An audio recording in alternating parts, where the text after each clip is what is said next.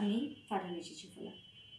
আমাদের আজকের আলোচ্য বিষয় নিউরোমাস্কুলার জাংশন এবং চর্বি বিপাকে এন্ডোক্রাইন গ্ল্যান্ডের ভূমিকা। নিউরোমাস্কুলার জাংশন মোটর নিউরন এবং কঙ্কাল পেশিতন্তুর সংযোগস্থলে অবস্থিত বিশেষ ধরনের সিনাপসকেই হচ্ছে গিয়ে নিউরোমাস্কুলার জাংশন বা সংযোগস্থল বলা হয়ে থাকে।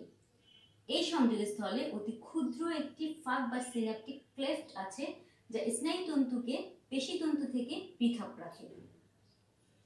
এই যে একটা ফাঁক আছে, এই জায়গাটা এটা হচ্ছে মায়োফাইব্রিন এবং এটা হচ্ছে সিনাপটিক নব। প্রতিটি অ্যাক্সনের প্রান্তীয় অংশকে মোটর অ্যান্ড প্লেট বলা হয়ে থাকে। এই যে মোটর নিউরনের অ্যাক্সন, এই অংশকে বলা হয়ে থাকে যে মোটর অ্যান্ড প্লেট। এই যে অংশটা এটা হচ্ছে মোটর অ্যান্ড প্লেট। এখানে নিউরনের অ্যাক্সনটি সূক্ষ্ম শাখা গঠনের মাধ্যমে, এই যে নিউরনের অ্যাক্সন এটা অনেকগুলো সূক্ষ্ম শাখা গঠন করে, এই যে অনেকগুলো শাখা গঠন করছে, গঠনের মাধ্যমে সিনাপটিক নবে পরিসমাপ্ত হয়। এগুলো হচ্ছে সিনাপটিক নব। মোটর অ্যান্ড প্লেট, যেটার মাধ্যমে মোটর নিউরনের যে অ্যাক্সন, সেই অ্যাক্সনটা মোটর অ্যান্ড প্লেটের মাধ্যমে কতগুলো সিনাপটিক নবে ক্ষুদ্র ক্ষুদ্র গঠনের মাধ্যমে সিনাপটিক নবে পরিসমাপ্ত হয়ে থাকে। শাখাগুলো মায়োলিন শীথবিহীন, এখানে কোনো মায়োলিন শাখা নেই, শীথ নেই। মোটর অ্যান্ড প্লেট এবং সিনাপটিক নব উভয়ই নিউরোমাস্কুলার জাংশনের অন্তর্গত। অর্থাৎ এই যে মোটর অ্যান্ড প্লেট এবং এই সিনাপটিক নবটা দুইটাই হচ্ছে গিয়ে নিউরোমাস্কুলার জাংশনের অন্তর্গত হয়ে থাকে। তাহলে অ্যাক্সনের স্নায়ুটা যেটা সেটা এখানে আসে, এখান থেকে এই মোটর অ্যান্ড প্লেটের যে শাখাগুলো আছে সিনাপটিক নব, সেই সিনাপটিক নবের মাধ্যমে এই স্নায়ু জেটগুলো সেগুলো হচ্ছে গিয়ে এই যে মায়োলিন যে ফাইব্রিলগুলো আছে, সার্কুলেমাটা আছে, মায়োলিন শীথ মায়োফাইব্রিল যে অংশটা আছে সেখানে হচ্ছে গিয়ে স্নায়ু উদ্দীপনাটা নিয়ে আসে, সঞ্চালিত করে।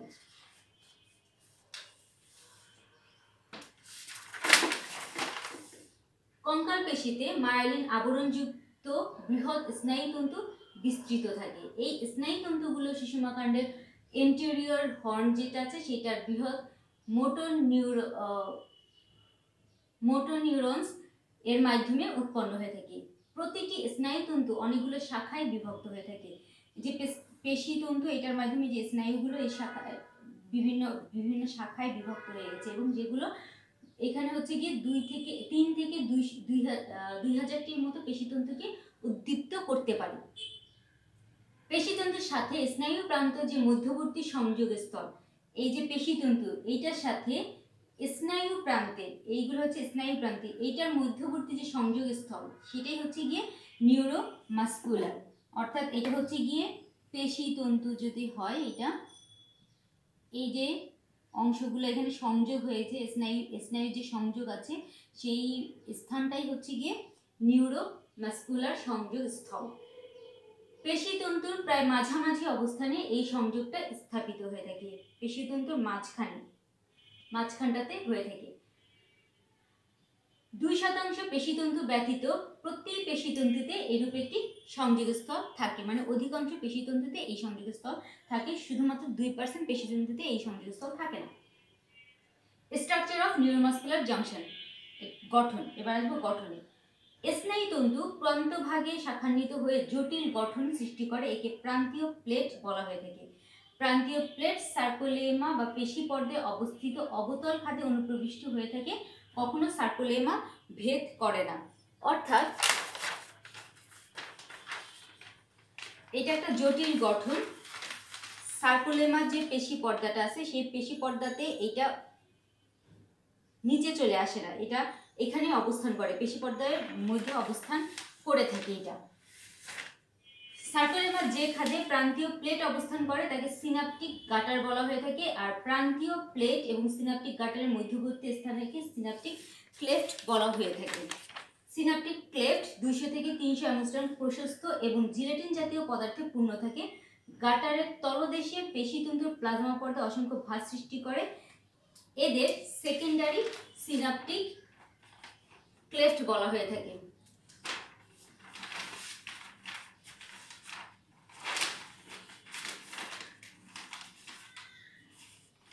প্রান্তীয় প্লেট, এই যে অংশটা এটা হচ্ছে প্রান্তীয় প্লেট। এই যে মোটর আর নিউরনের সিনাপটিক নব, এটা হচ্ছে কি সার্কোলেমা, এই অংশটা সার্কোলেমা, প্রান্তীয় প্লেট এবং হচ্ছে গিয়ে পেশি পর্দার অবস্থিত অবতল খাতে অনুপ্রবিষ্ট থাকে। প্রান্তীয় প্লেট সার্কোলেমার বা পেশি পর্দার, এটা সার্কোলেমা, এই সার্কোলেমা বা পেশি পর্দার এই যে অংশটাতে হচ্ছে গিয়ে অনুপ্রবিষ্ট থাকে এবং এইটাকে এই সার্কোলেমাটা কখনো ভেদ করে না। এই যে সার্কোলেমার যে প্রান্তটা আছে এই সার্কোলেমা এইটা থেকে কখনো নিচে চলে যায় না, এটাকে ভেদ করে না এই পর্দাটাকে।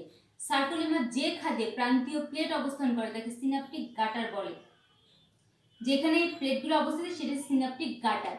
সিনাপটিক আর প্রান্তীয় প্লেট এবং সিনাপটিক গাটারের মধ্যবর্তী, এটা প্রান্তীয় প্লেট এবং সিনাপটিক গাটার, এটার মধ্যবর্তী যে অংশগুলা মানে এই গাটার এবং প্রান্তীয় প্লেটের যে মধ্যবর্তী অংশটা আছে যেটাকে বলে সিনাপটিক ক্লেফট, এই অংশটা হচ্ছে সিনাপটিক ক্লেফট।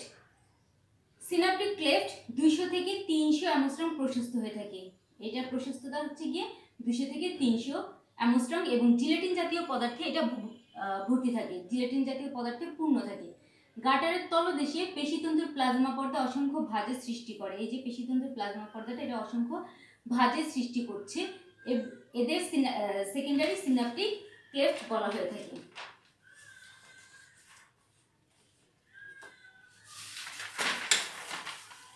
প্রান্তে অনেকগুলো মাইটোকন্ড্রিয়া থাকে যেটা হচ্ছে গিয়ে অ্যাসিটাইল কোলিন সংশ্লেষণের জন্য প্রয়োজনীয় শক্তি যোগান দিয়ে থাকে।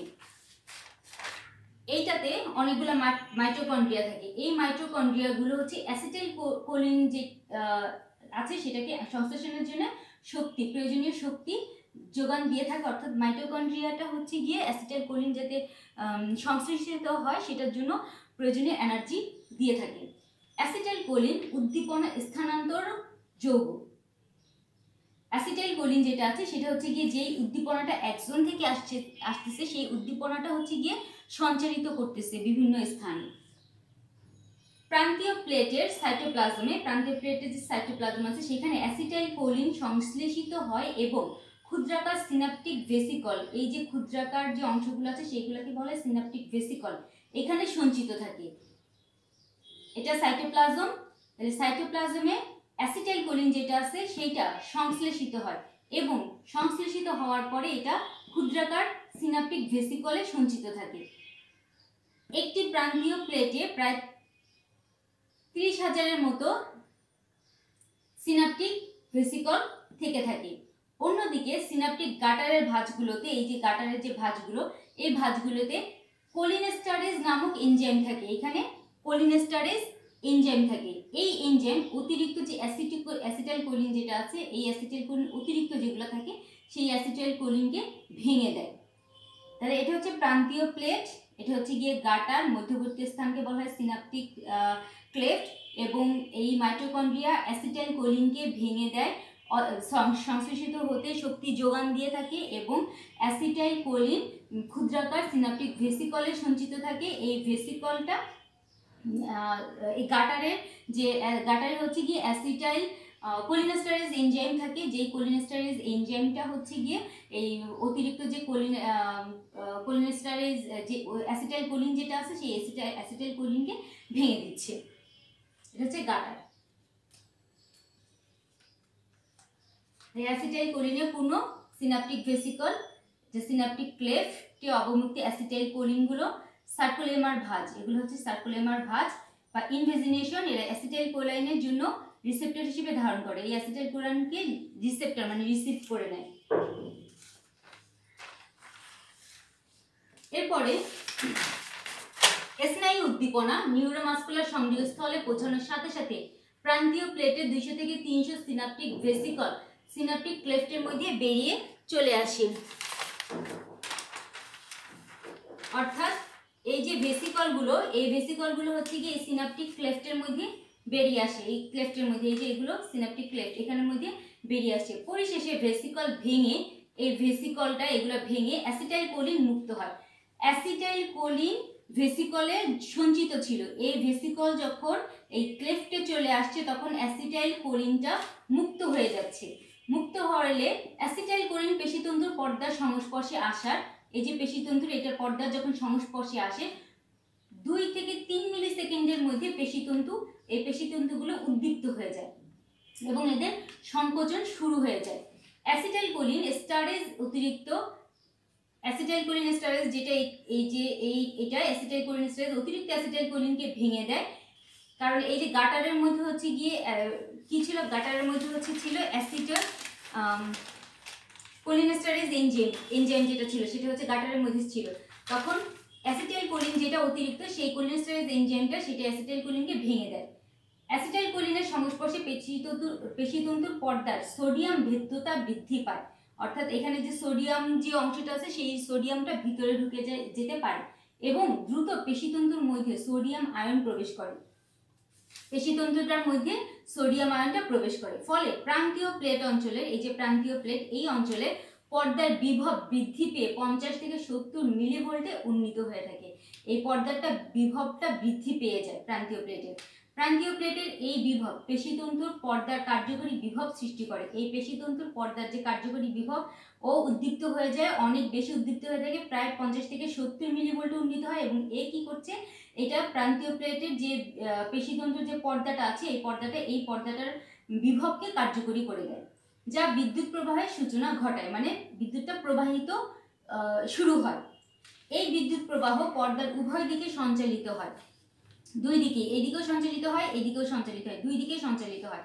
এছাড়া টি টিউবওয়েলের বরাবর এই যে টি টিউবওয়েল এই বরাবর কি করে এই বিদ্যুৎ প্রবাহ পেশিতন্তুর অভ্যন্তরে পৌঁছায় এবং সার্কোপ্লাজমিক রেটিকুলাম কর্তৃক ক্যালসিয়াম ক্ষরণকে প্রভাবিত করে, টি টিউবওয়েলকে উদ্দীপ্ত করে। এটা টি টিউবওয়েল বরাবর বিদ্যুৎটা যখন প্রবাহিত হয়ে যায়, এইটা যখন চলে আসে প্রান্তীয় প্লেট দ্বারা যখন এই উদ্দীপ্ত হয় এটা, তখন এটা কি করছে টি টিউবওয়েলে চলে আসতেছে। এই টি টিউবওয়েলে বিদ্যুৎ প্রবাহ যখন চলে আসে তখন এই টি টিউবওয়েলের মাধ্যমে পেশিতন্তুর অভ্যন্তরে পৌঁছে যায়। পেশিতন্তুগুলো সার্কোলেমা যেটা সেইটা পেশিতন্তু, মায়োফাইব্রিল যেটা সেই পেশিতন্তু ওইখানে পৌঁছে যায়, অভ্যন্তরে পৌঁছায় এবং সার্কোপ্লাজমিক রেটিকুলাম কর্তৃক সার্কোপ্লাজমিক রেটিকুলাম এটা হচ্ছে গিয়ে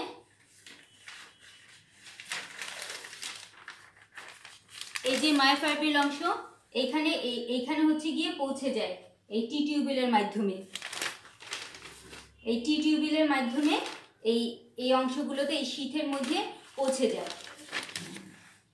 এই রেটিকুলাম কর্তৃক ক্যালসিয়াম ক্ষরণকে প্রভাবিত করে। এই টি টিউবওয়েল এটার মাধ্যমে সার্কোলেমা এটা সার্কোপ্লাজমিক রেটিকুলাম এই অংশের সার্কোপ্লাজমিক রেটিকুলাম এটা কি করছে টি টিউবওয়েলের মাধ্যমে বিদ্যুৎগুলো এখানে চলে আসতেছে, মায়োফাইব্রিলে চলে আসতেছে, ক্যালসিয়াম ক্ষরণ করে। এটা হচ্ছে ক্যালসিয়াম ক্ষরণ করছে, এগুলো হচ্ছে কি ক্যালসিয়াম আয়ন যেটা সেইটা ক্যালসিয়াম ক্ষরণ করছে, এই ক্ষরণকে প্রভাবিত করে। এই ক্যালসিয়াম পেশি সংকোচন ক্রিয়া যাবতীয় রাসায়নিক প্রক্রিয়া সম্পন্ন করে থাকে, পেশি সংকুচিত করে। এই ক্যালসিয়ামটা যখন আসে অ্যাক্টিন এবং হচ্ছে গিয়ে মায়োসিন যেটা হচ্ছে পেশি সংকোচনে ভূমিকা পালন করে থাকে, সেই অ্যাক্টিন সেটাকে উদ্দীপ্ত করে দেয় এই ক্যালসিয়াম যেটা সেই ক্যালসিয়ামটা, এবং হচ্ছে গিয়ে পেশি সংকোচনটা প্রক্রিয়া যেটা সেটা শুরু হয়ে যায়। আর পেশি সংকোচনে ক্যালসিয়াম যে ক্রিয়া যাবতীয় যে রাসায়নিক প্রক্রিয়াগুলো সেগুলো সম্পূর্ণ করে দেয়। এই হলো প্রান্তীয় শাখাসমূহ একজন, এটা মায়োলিন আবরণ, এটার মাধ্যমে এই যে মায়োফাইব্রিলে চলে আসে এই সিনাপটিক পাত্রের মধ্যে একজন যে প্রান্ত যেটা হলো সিনাপটিক ভেসিকল, এবং এই ভেসিকলের মাধ্যমে এই যে এই মাইটোকন্ড্রিয়া এবং এই সারা স্থানে হলো গিয়ে এর যে বিভব যেটা বিদ্যুৎ প্রবাহ বিভব, সেই বিদ্যুৎ স্নায়ু যে উদ্দীপনাটা সেই উদ্দীপনাটা এভাবে সারা দেহে মায়োফাইব্রিলে ছড়িয়ে পড়ে। তো তার মানে মাইটোকন্ড্রিয়া অ্যাসিটাইলকোলিনকে উদ্দীপ্ত করে, সংশ্লেষিত হতে সাহায্য করে, এনার্জিতে সংশ্লেষিত যাতে হয় সেই শক্তিটা দান করে, এবং অ্যাসিটাইলকোলিন সিনাপটিক যে ভেসিকল সেই ভেসিকল রূপে সঞ্চিত থাকে। যখন এই পর্দাটা হচ্ছে গিয়ে এই বিমুক্ত হয়ে যখন অ্যাসিটাইলকোলিন এখানে মুক্ত হয়ে যায় সিনাপটিক ক্লেফটে, সেই সিনাপটিক ক্লেফটের যে তখন ভেসিকল যেটা সেটা মুক্ত হয়ে অ্যাসিটাইলকোলিনগুলো এখানে ছড়িয়ে পড়ে, এবং অ্যাসিটাইলকোলিন ছড়িয়ে পড়ে এখানে কোলিনেস্টারেজ যে এনজাইম থাকে সেটা কি করছে এই অ্যাসিটাইলকোলিনকে হচ্ছে অতিরিক্ত যে অ্যাসিটাইলকোলিন আছে সেগুলোকে হচ্ছে গিয়ে ভেঙে দেয়, এবং ভেঙে দেওয়ার ফলে এইটার বিভব সৃষ্টি হয়, ওর বিভব বেড়ে যায় হচ্ছে কি 50 থেকে 70 মিলিভোল্টে পরিণত হয়ে থাকে। এটার বিভব বেড়ে যাওয়ার ফলে হচ্ছে কি এখানে হচ্ছে কি কার্যকরী বিভব যেটা বিদ্যুৎ প্রবাহ বিভব সেটা হচ্ছে কার্যকরী ভূমিকা পালন করে দেয় এবং হচ্ছে গিয়ে টি টিউবওয়েলের মাধ্যমে মায়োফাইব্রিলে প্রবেশ করে এবং এর ফলে হচ্ছে গিয়ে পেশি সংকোচনের যে অবস্থান সেটা হচ্ছে গিয়ে সৃষ্টি হয়ে যায়। এরপরে এই হলো আমাদের নিউরোমাস্কুলার সংযোগ স্থল। নিউরোমাস্কুলার মাধ্যমে কিভাবে স্নায়ু উদ্দীপনা সঞ্চালিত হয়ে থাকে। এরপর আসি চর্বি বিপাকে এন্ডোক্রাইন গ্ল্যান্ডের ভূমিকা। Role of endocrine gland in fat metabolism. Endocrine gland গ্রন্থি নিঃসৃত কিছু হরমোন চর্বি বিপাকে বিশেষ ভূমিকা পালন করে থাকে। সেগুলো হচ্ছে anterior pituitary, insulin, adrenal cortex, thyroid এবং অ্যাড্রিনালিন। বিপাক কি? বিপাক হচ্ছে গিয়ে জীবের জীবন ধারণের জন্য সজীব কোষের প্রোটোপ্লাজমে যে সকল সংশ্লেষমূলক ও ভাঙনমূলক ভৌত রাসায়নিক পরিবর্তন সংঘটিত হয় তাদের সমষ্টিকেই বলা হয়েছে বিপাক। পরিপাক হচ্ছে যে খাদ্যটা আমরা খাচ্ছি সেই খাদ্যটা যখন জটিল কঠিন যে খাদ্যটা সেটা বিভিন্ন এনজাইমের মাধ্যমে পাচিত হয়ে বিভিন্ন স্থানে চলে যায়।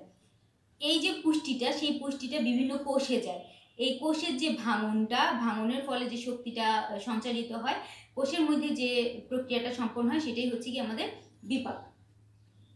চর্বির যে বিপাকটা হয় সেখানে এইগুলো হচ্ছে গিয়ে ভূমিকা পালন করে থাকে। এন্টেরিয়র পিটুইটারি, এটা অগ্র পিটুইটারি। অগ্র পিটুইটারি গ্রন্থির কম সক্রিয়তার ফলে দেহে অস্বাভাবিক মাত্রায় চর্বিটা সঞ্চিত হয়ে থাকে। অগ্র পিটুইটারি নিঃসৃত সোমাটোট্রফিক হরমোন সঞ্চয়াধার থেকে চর্বি অবমুক্ত করে এবং যকৃতের মধ্যে কিটোন বডি সৃষ্টি করে মাত্রা বৃদ্ধি করে। অ্যাড্রিনোকর্টিকোট্রফিক হরমোন মেদকলার মধ্যে সরাসরি লিপিডের ভাঙন ঘটায় এবং রক্তরসের অসম্পৃক্ত ফ্যাটি অ্যাসিডের সন্নিবেশ ঘটায়। এছাড়াও সোমাটোট্রফিক হরমোন এর মতো অ্যাডিনোকর্টিকোট্রফিক কিটোজেনেসিসের হার বৃদ্ধি করে এবং শ্বসন হারটা হ্রাস করে। এর মাধ্যমে হচ্ছে কি চর্বিটা বিপাকটা হয়ে থাকে। ইনসুলিন, আইলেটস অফ ল্যাঙ্গারহ্যান্সের দ্বীপপুঞ্জ থেকে নিঃসৃত ইনসুলিনের মাধ্যমে বহুমূত্র বা ডায়াবেটিস আক্রান্ত রোগীর দেহ থেকে কিটোসিস দূরীভূত হয়। কিটোসিস কি? কিটোসিস হচ্ছে ডায়াবেটিস মেলিটাসের ক্ষেত্রে ফ্যাটি অ্যাসিডের সম্পূর্ণ জারণের ফলে রক্তে এবং টিস্যুতে কিটোন বডির মাত্রা অস্বাভাবিকভাবে বেড়ে গিয়ে যে অবস্থা সৃষ্টি হয় সেটাকেই চিকিৎসা বিজ্ঞানের ভাষায় বলা হয়ে থাকে কিটোসিস। তাহলে এই কিটোসিসটা দূরীভূত করে। ইনসুলিনের প্রভাবে ফ্যাটি অ্যাসিড সম্পূর্ণরূপে জারিত হয়ে থাকে। ফ্যাটি অ্যাসিড যেটা সেটা পুরোপুরি জারিত হয়। সম্ভবত শর্করা বিপাকের মাধ্যমে পরোক্ষভাবে প্রভাব বিস্তার করে। ইনসুলিন গ্লুকোজ থেকে চর্বি সংশ্লেষণে সহায়তা করে। গ্লুকোজ যে শর্করা জাতীয় যে দ্রব্যটা আছে সেইখান থেকে হচ্ছে গিয়ে চর্বিটা সংশ্লেষণে সহায়তা করে এবং কোলেস্টেরেমিয়া লাইপেমিয়া হ্রাসে সাহায্য করে থাকে। এছাড়া ইনসুলিন অ্যাডিপোজ টিস্যুতে চর্বির ভাঙন প্রতিরোধ করে থাকে। এই চর্বি মেদকলায় সঞ্চিত থাকে। রক্তে লিপিডের মাত্রা কমাতেও ইনসুলিন ভূমিকা পালন করে থাকে। রক্তে যে লিপিড আছে সেটা হচ্ছে গিয়ে মাত্রাটা কমায় ফেলতে ইনসুলিনটা বেশ গুরুত্বপূর্ণ ভূমিকা পালন করে। এরপর আছে অ্যাড্রিনাল কর্টেক্স হচ্ছে অ্যাড্রিনাল কর্টেক্স নিঃসৃত গ্লুকোকর্টিকয়েড হরমোন নানাভাবে চর্বি বিপাকে সহায়তা করে থাকে। অর্থাৎ এখান থেকে যে নিঃসৃত হরমোনটা বের হয় যেটা হচ্ছে কি গ্লুকোকর্টিকয়েড হরমোন সেটা হচ্ছে চর্বি বিপাকে বিশেষ ভূমিকা পালন করে। কিভাবে? স্টেরল বিপাকের মাধ্যমে সরাসরিভাবে চর্বি বিপাক করে। ফসফোরাইলেশন ক্রিয়ার মাধ্যমে চর্বি বিপাক করে থাকে। শর্করা বিপাকের কার্যকারিতার মাধ্যমে এবং কর্টিসল দেহের চর্বি পুনর্বিতরণে সাহায্য করে। এভাবেই হচ্ছে এই গ্লুকোকর্টিকয়েড হরমোন যেটা সেটা কাজ করে থাকে এবং চর্বি বিপাকে সহায়তা করে থাকে। থাইরয়েড এই গ্রন্থি নিঃসৃত থাইরক্সিন হরমোন মানে থাইরয়েড গ্রন্থি থেকে নিঃসৃত যে হরমোনটা থাইরক্সিন হরমোন, সেটা চর্বির জারণকে উদ্দীপ্ত করে, অর্থাৎ অন্যান্য খাদ্যের মতোই চর্বি থেকে শক্তি উৎপাদন উদ্দীপিত করে থাকে। অ্যাড্রিনালিন কর্টিকোট্রফিক হরমোন যেটা, সেইটা এবং হচ্ছে কি থাইরয়েড মিশ্রিত হরমোনের উপস্থিতিতে এই হরমোন স্টার গঠন করে এমন ফ্যাটি অ্যাসিড এমন ফ্যাটি অ্যাসিড সমূহকে মেদকলা থেকে বিমুক্ত করে দেয়। এভাবেই হচ্ছে কি আমাদের এই চর্বি এন্ডোক্রাইন যে গ্ল্যান্ডগুলো আছে, সেই এন্ডোক্রাইন গ্ল্যান্ড চর্বি বিপাকে বিশেষ ধরনের বিশেষ ভূমিকা পালন করে থাকে। আজকের ক্লাস এই পর্যন্ত। সবাই ভালো থেকো, সুস্থ থেকো। Keep study,